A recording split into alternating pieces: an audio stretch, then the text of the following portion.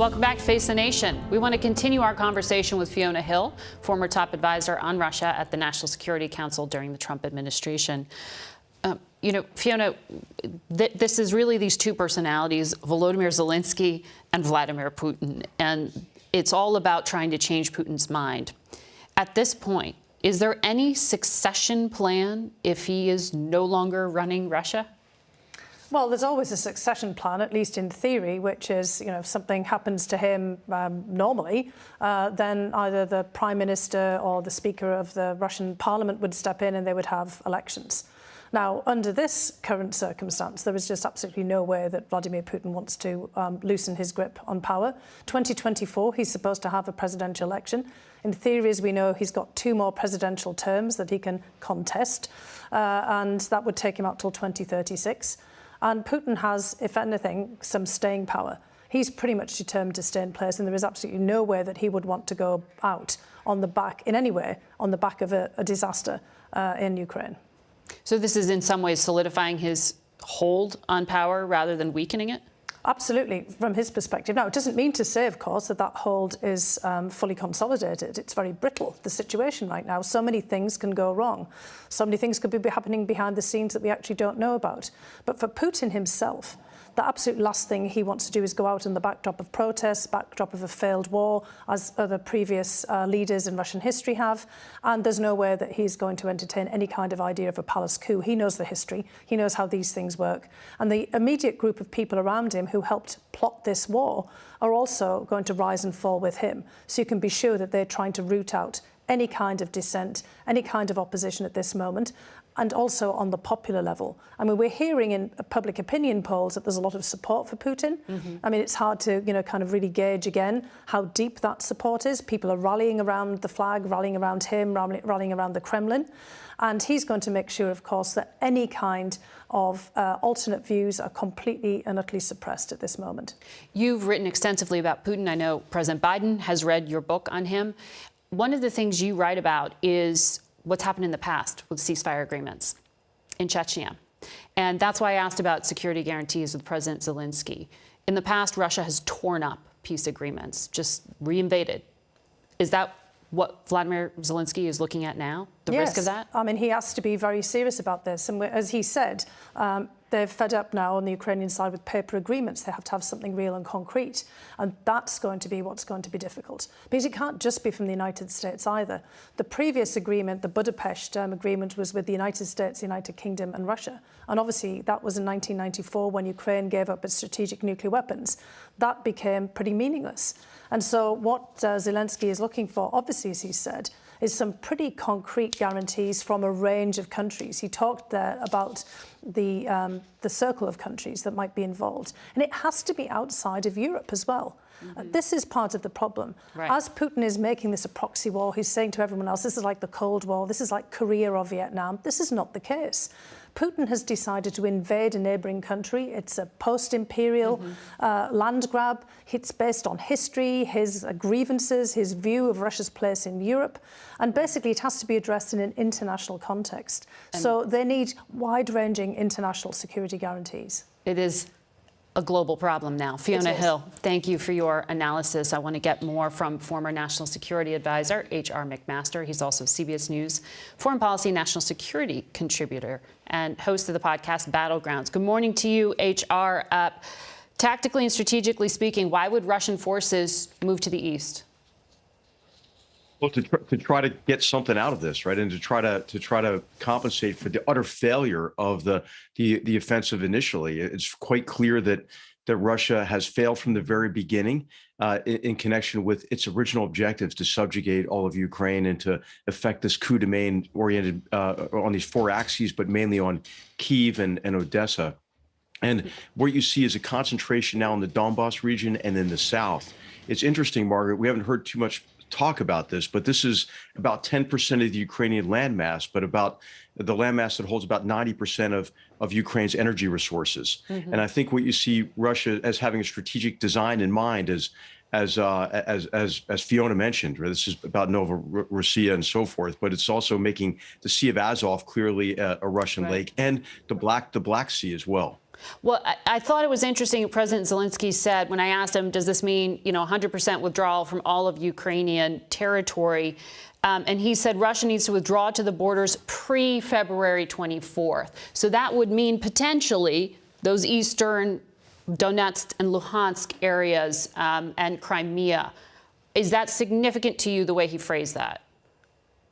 It is significant. It means that he's willing to compromise to a certain extent, but I think that's got to be up to him and the Ukrainian people. You've seen the horrors, the devastation. I've heard your conversation, which is just terrible with Zelensky and the horrors that they're confronting now in the wake of the Russian withdrawal. I think that it's going to be up to the Ukrainian people, obviously, if they're willing to compromise at all after that. And it's hard to imagine that they will want to give up any of their territory. Yeah. Well, and of course, Margaret, hey, I think the other point about this is, of course, Zelensky knows that wouldn't be the end, right? If Vladimir Putin says, "Oh, I'll return back to the pre-February borders," of course, what he'll do is try to keep Ukraine under his thumb and under continuous duress, just as he has since at least 2003, and especially after 2014. Yeah, and it's exactly what you just put your finger on there that has the surrounding European countries so concerned that he could continue to destabilize the area. But I want to ask you about that. Why would Putin risk bringing a NATO country into a war that is being described as one where his military is failing? Is the U.S. and Europe making him 10 feet tall when he's not? Yes, I think so. I think Putin is really on the ropes here, and of course, what does he have left, Mario? He only has left are threats, cyber threats. Well, that's not working out for some reason. I think we'll learn more about that later. But then the only thing he can do is rattle his nuclear saber, which is what he's done. And of course, that's a cause for concern. But I think we have to not forget the don't part of don't take counsel of our fears. And I think at this stage, what we're seeing when we confront the horrors and the mass murder that has occurred and the horrible abuses, I think we feel now compelled to do more.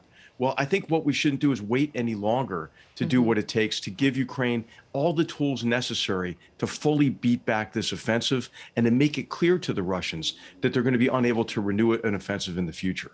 Just to be really clear with our viewers, since you served in the military for so long, what we are describing and what is being documented as having happened outside Kyiv is very far beyond the acceptable code of conduct for U.S. military forces. Can you just put that in context for anyone who would say war is always bloody? How do you see what happened? Well, this is an unprofessional force. This is a force that is not adhering to the basic military ethic or the law of war or just war theory. Jus in bello theory requires you to apply force with discipline and discrimination, and to protect non-combatants. Of course, Russia actually, its tactic was to commit mass murder against non-combatants because it didn't have the military competence to accomplish its objectives through fire and maneuver and the defeat of the opposing military force and then the control of that territory. So this is against the law of war. It's against the military ethic, and it's against what we have in our armed forces, the professional warrior ethos, which is based on principles such as honor and self-sacrifice. And that also includes taking on more risk ourselves to protect innocence, even in an activity that involves killing and the prospect of death. H.R. McMaster, thank you for your analysis today. We'll be right back. Last week, CBS News and the Washington Post revealed that internal White House phone records from January the 6th showed a 7-hour gap in President Trump's call logs during the violence at the Capitol that day. Maryland Democratic Congressman Jamie Raskin is on the House committee investigating the attack on the Capitol and joins us here now. Welcome. Thank you for having me. The nation. This 7-hour gap. You have subpoenaed the former president's assistant, Molly Michael. I know you've been trying to figure out from staff what happened. Do you have any insight? Well, it's a very unusual thing for us to find that suddenly everything goes dark for a 7-hour period in terms of tracking the movements and the conversations of the president. Some things we've been able to piece together from other people's interviews and depositions that we know took place during that time. We are aware of other phone calls that took place during that time that included the president, but we have no comprehensive, fine-grained portrait of what was going on during that period, and that's obviously of intense interest to us. Mm-hmm. You still don't have that after debriefing some of these assistant. I mean, his office, the former president's office, was known for being sloppy. He used cell phones. The personal assistant wasn't in the office that day. Is there a chance here that this was just sort of large-scale incompetence rather than conspiracy? Well, we're taking that possibility into account. It does seem like the gaps are suspiciously tailored to the heart of the events, but we're checking that out. And, you know, our mandate under HR 503 is to get a complete picture of everything that took place on January 6th, the causes leading up to it, and then what we need to do as a country to fortify democratic institutions and processes against future insurrections and coups and attempts to destabilize and overthrow our elections. I mean, it's just an incredible phrase, potential future coups. It's sort of breathtaking to hear you say it that way. Congressman Mo Brooks said just a week or two ago that former President Trump continues to try to get him and other Republicans to rescind the election. In other words, he continues to look for a way to nullify an election that he considers fraudulent. Last night, you know, I was at the Gridiron Club dinner and I saw the governor, the Republican governor of New Hampshire, Chris Sununu, who I thought was a huge breath of fresh air. He said publicly, he broke tradition apparently in the Gridiron Club, he said, Donald Trump is effing crazy. And he didn't say effing, so I don't want to make any history on your show. But he also seemed to announce that he was going to run for president in 2024, laying down the gauntlet essentially against the Trump-Putin axis within the Republican Party. So your earpiece just popped out there. Yeah. But even though I didn't say the word. Yeah. Well, you can hear me. I mean, are you concerned that at the end of this investigation, you're not going to find what it sounds like you're looking for, which is substantiation of a link between a pressure campaign to change the election results and the events of January 6th itself? I mean, are you confident you'll get that and you will be able to make a criminal referral to the Justice Department? Well, no, I think you put your finger on it. I mean, we know there were two things going on. And one was a violent insurrection that included a mob riot, which injured 150 of our officers with broken jaws and broken necks and broken vertebrae and so on. And then that was led by domestic violent extremist groups like the Proud Boys, who you know, then President Trump had told to stand back and stand by, the Oath Keepers, the Three Percenters, people who've been charged with seditious conspiracy, which means conspiracy to overthrow the government. They shut down the counting of electoral college votes for the first time in American history. Didn't even happen when Lincoln took the presidency in 1861. Okay, so there was that violent insurrection, but then there was an attempt at an inside coup, what the political scientists call a self-coup. Not a coup against a president, but a coup that's orchestrated by the president against the constitutional system. And what we're looking for is the connections between the inside political coup and the violent insurrection. And I do feel confident we're going to be able to tell that story.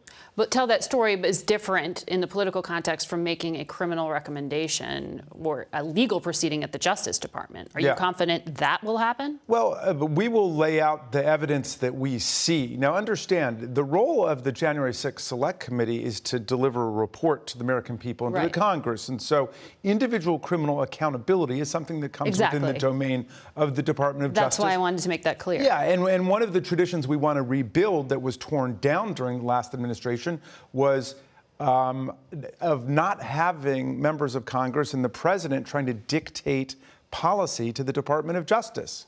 And that's what the last president did, and I'm glad this president's not doing it, and we don't want to be part of that. How long is too long Because we keep hearing that the public hearings are getting pushed off. Is it May? Is it June? When do you cut this I off? think that the hearing should be in early May. That's what I'm hoping for.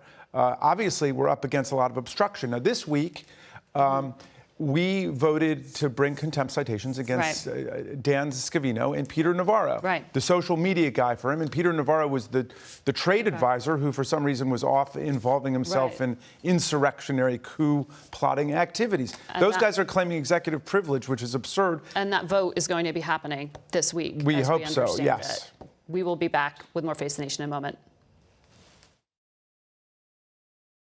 We turn now to the stunning increase in violent crime, and fighting that increase is one of the top priorities for New York City's new mayor, Eric Adams. Good morning to you, Mr. Mayor. Good to have you in studio. Thank you. Good to be here. New York City is the highest number of shootings in a decade, more than 40% spike in homicides over the last 2 years. You've some of the toughest gun laws in the country. Where are all these weapons coming from? That's a great question. In my conversation with the president and the chief of staff yesterday, we talked about just the flow of guns to our inner cities. A few days ago, I was in Chicago with Mayor Lightfoot, who took several thousands of guns off the street last year. And here in New York, we're doing the same. We really have to have a combination. We have to stop the flow of guns, but we must also do the job of getting the guns off the streets that's on there now. And my anti-gun unit, they're doing that. Just a few weeks out, they removed over 20-something guns off the street.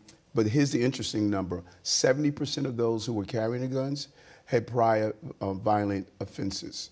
So we need to combine with that small number of people who are carrying guns with the large number of guns on our street and get both off our street. But you know that acknowledging that and having some of the toughest gun laws in the country will have critics say, well, look, it makes no difference if you have tight gun laws. Well, I tell those critics, go visit that 13-year-old boy that was shot yesterday while sitting in the back of the car. We need to stop criticizing good, proper law enforcement with the proper proactive things to keep guns out of the hands of young people. And that's the combination that we're going to do. So why aren't the laws working?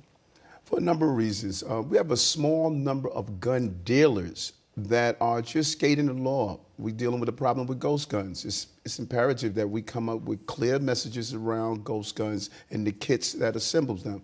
And I believe Washington is going to do that. Then we need to put money into the ATF so they can do the proper information sharing, so we can identify the flow of guns in the inner cities. And that is what we're doing in New York with our combined efforts of all law enforcement agencies. It sounds like you're expecting more executive actions or orders from the president to do this, because none of it's going to get through Congress. Well, it's a combination. I think executive orders are crucial, but while we're waiting for the president and the White House to continue to do the good things they're doing, I have to do the things we must do on the ground in New York City, and that's what we're doing. My officers are stepping up with quality of life issues, and we're zeroing in on dangerous gangs and zeroing in on those who are trigger pullers and carrying guns. I want to ask you about that. You called it quality of life. It's quality of life enforcement. You yourself have been quite critical of past mayors when they have used tactics known as like broken windows, right? Going after these sort of smaller scale crimes. Quality of life includes offenses that are precursors to violence, marijuana sales, public urination, things like that. Aren't these the same zero tolerance policies that in the past have been exploited and caused civil rights violations? Oh, and I'm glad that you pointed out the history, because this is my history of fighting against heavy-handed and abusive policing. You can have the justice that we deserve with the safety we need. Here's what we talk about when we say quality of life. Not allowing someone to go into a store, steal what they want, and then walk out. Jumping the turnstiles, not paying your fare in the subway system. Many of the criminal element, they are actually going into the subway system without paying their fare and committing crimes. We learned that during the mid-90s and early 90s. But also looking at just open drug use, injecting yourself with heroin in our parks in front of our children, loud noise, just being disorderly. Some of the things we're doing around encampment. You don't have to use police to remove the encampments in our city like we're doing. We're doing a combination of social services, giving people the dignity they deserve. That is what we talk about, cleaning our streets and making sure that we don't have a state of disorder. But all of what you're laying out, no one's for those things, but they're concerned that this is just dressing back up the broken windows theory, that you're doing the same things, but relabeling it? Well, I think that it's important for people to say, well, let's look at who's implementing the proper use of dealing with quality of life. Eric Adams. I was a leading voice that testified in federal court about the overuse of police tactics. Now I'm in charge of that police department, and I know how we can run a police department with a great police commissioner, Commissioner Sewell, where we're going to make sure we don't have disorder in our city, where we're going to lawfully show people that this is a city where the quality of life is important. But you have said things like you won't tolerate bystanders being on top of police officers to film their activities. Isn't the public reporting eyewitness accounts like this exactly what has stopped or at least laid bare violations such as the killing of George Floyd? Isn't that kind of public reporting important? Right, and let me tell you what I've done throughout my years. I've done something called What to Do with Stop by the Police, how to film police, how to do it properly. Nothing is more dangerous than if a police officer is fighting with someone that has a gun and you have a person standing over him taping that interaction. That is extremely dangerous. That officer is not aware of who's behind him. Many days that I fought with individuals who were carrying weapons or knives, and I've had people stand over me with a camera. That is extremely dangerous because you don't know what you have. So what we're saying to New York is film. Eric Gardner case, the young man filmed a safe distance away. He did not interrupt or interfere. That is how you film. You don't do it that endangers yourself or that police officer who's taking action. Mr. Mayor, thank you for your time today. Thank you. Good seeing you. We'll be right back. Today, we say a fond farewell to Greg Scooter Schaefer, who is retiring from CBS News after almost 40 years. Scooter spent just about all of those Sundays in the audio booth here in the Washington Bureau, making sure you could hear us and our guests loud and clear. When Scooter arrived at CBS, George Herman was the host of Face the Nation, and he's worked with every moderator since, including myself, Bob Schieffer, Leslie Stahl, and John Dickerson. Thank you, Scooter, for decades and well over 1,500 Sundays of your dedication. We wish you all the best in your retirement, and we will always be your family. That's it for us today. Thank you for watching. Until next week, for Face the Nation, I'm Margaret Brennan.